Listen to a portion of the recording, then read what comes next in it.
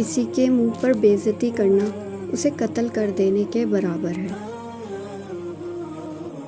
جو دل دوسروں کی تکلیف دیکھ کر بے چین ہو جائے تو جان لو کہ اس دل میں اللہ رہتا ہے۔ 3 لوگ جب آپ کے سامنے بات کر رہے ہوں تو انہیں مت روکیں، والدین، بچہ اور غمزدہ انسان، کیونکہ ان کا دل بول رہا ہوتا ہے۔ لوگوں سے ڈرنا چھوڑ دو، کیونکہ رزق اور عزت کسی کے ہاتھ میں نہیں، اللہ جسے چاہے بے حساب دیتا ہے۔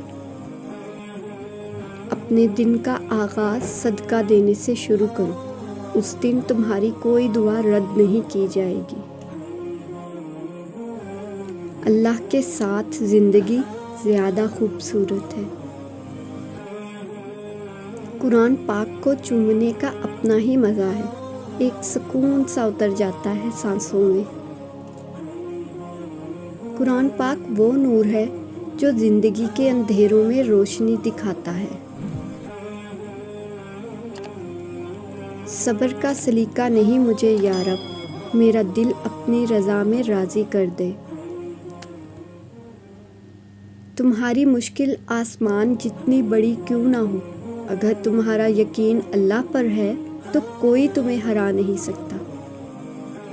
شکر ادا کرنے کی وجہ نہیں ڈھونڈنی چاہیے، بلکہ عادت ڈالنی چاہیے، کیونکہ شکر گزار لوگوں سے اللہ بڑی محبت کرتا ہے۔ کچھ آنسو ہمارے اور خدا کے درمیان راز ہوتے ہیں۔ وہ صرف عبادتوں والوں کا ہی نہیں، ندامتوں والوں کا بھی رب ہے۔ اللہ کے کیے پر خوش رہا کرو، انشاءاللہ تمہیں بہتر نہیں بہترین ملے گا۔ جب تھک جاؤ تو اللہ کے سامنے جھک جایا کرو، کیونکہ لوگ تھوڑی سی غلطی پر چھوڑ جاتے ہیں، لیکن اللہ تھوڑی سی عبادت میں بھی تھام لیتا ہے۔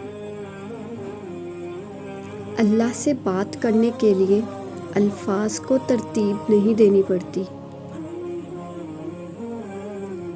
مجھے بھروسہ ہے کہ میرے اللہ نے میری زندگی کے فیصلے بہترین طریقے سے میرے نصیب میں لکھے ہوئے ہیں۔ وہ رب ہو کر آپ کی مرضی پر کیوں چلے، جبکہ آپ اس کے بندے ہو کر اس کی مرضی پر نہیں چلتے؟ زندگی ایسے جیو کہ کسی کی زندگی کا حصہ بنو یا نہ بنو، مگر کسی کی دعاؤں کا حصہ ضرور بنے۔ کبھی کسی کو دکھ مت دو، کیونکہ معافی مانگ لینے پر بھی دل میں درد باقی رہتا ہے، جس طرح دیوار میں سے کیل نکالنے پر سوراخ باقی رہتا ہے۔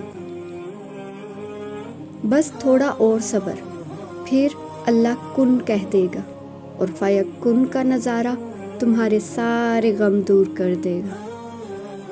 قرآن کہتا ہے، دلوں کے حال تم سے بہتر تمہارا اللہ جانتا ہے۔ تمہارے خاموش سجدے اور تمہاری انکہی باتیں خدا کے ہاں بہت خاص مقام رکھتی ہیں۔ اللہ کی محبت تمام برے کاموں سے روکتی ہے۔ تمہارا رب جس چیز کو تمہارے قریب کر دے اس میں حکمت تلاش کرو، اور جس چیز کو تم سے دور کر دے اس پر صبر کرو۔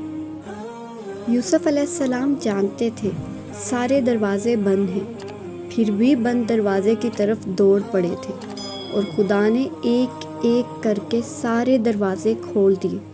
کبھی اگر لگے کہ تمہارے لیے بھی دروازے بند ہیں تو جان لو کہ تمہارا اور یوسف کا خدا ایک ہی ہے۔